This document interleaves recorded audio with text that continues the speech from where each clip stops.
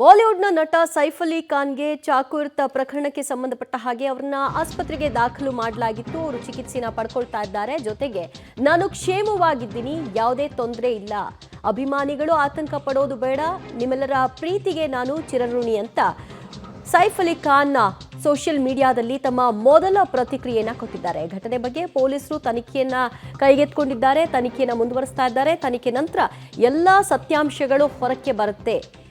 ನಟ ಸೈಫ್ ಅಲಿ ಖಾನ್ರಿಂದ ತಮ್ಮ ಎಕ್ಸ್ ಖಾತೆಯಲ್ಲಿ ಅವರು ಬರಹವನ್ನ ಬರೆದಿದ್ದಾರೆ. ಅಭಿಮಾನಿಗಳು ಆತಂಕಗೊಳ್ಳೋದು ಬೇಡ, ನಾನು ಆರಾಮಾಗಿದ್ದೀನಿ, ವೈದ್ಯರು ಚಿಕಿತ್ಸೆಯನ್ನು ಕೊಡ್ತಾ ಇದ್ದಾರೆ, ಸೇಫ್ ಆಗಿ ಬರ್ತೀನಿ.